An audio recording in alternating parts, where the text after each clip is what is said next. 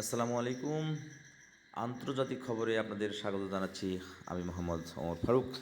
BBC বাংলার একটি নিউজে জানানো হয়েছে, ইসরায়েল ইরান যুদ্ধে হামলার ক্ষয়ক্ষতির ছবি প্রকাশ করলে সাজা দেবে সংযুক্ত আরব আমিরাত। ইরানের হামলার ক্ষয়ক্ষতি বা অন্যান্য ঘটনার ছবি প্রকাশ করলে জরিমানা, কারাদণ্ড এবং নির্বাসন দেওয়া হতে পারে বলে সতর্ক করেছে সংযুক্ত আরব আমিরাত। সামাজিক মাধ্যম এক্সে দেওয়া একটি পোস্টে নিজ দেশের নাগরিকদের এ বিষয়ে সতর্ক করেছে ইরানে অবস্থিত ব্রিটিশ দূতাবাস। ব্রিটিশ দূতাবাস জানিয়েছে, সংযুক্ত আরব আমিরাত কর্তৃপক্ষ ঘটনাস্থল বা প্রজেক্টসাইটের ক্ষতির পাশাপাশি সরকারি ভবন এবং কূটনৈতিক মিশনের ছবি তোলা, পোস্ট করা বা শেয়ার করার বিরুদ্ধে সতর্ক করেছে।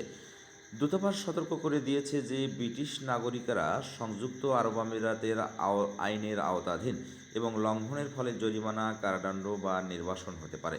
সম্প্রতি শহরের উপর দিয়ে যাওয়া ইরানি ক্ষেপণাস্ত্রের ছবি তোলার অভিযোগে দুবাইতে 60 বছর বয়সী এক ব্রিটিশ ব্যক্তির বিরুদ্ধে সাইবার অপরাধ আইনে অভিযোগ আনা হয়েছে বলে জানা গেছে।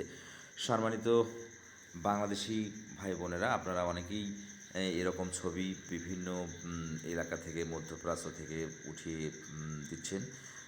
আপনারা যেহেতু ওই দেশে অবস্থান করেন, সেই ক্ষেত্রে অবশ্যই আপনাদের সতর্কতা অবলম্বন করা জরুরি বলে মনে করছি। ভালো থাকবেন, সবার জন্য শুভকামনা রেখে এখানে শেষ করছি। আল্লাহ হাফেজ।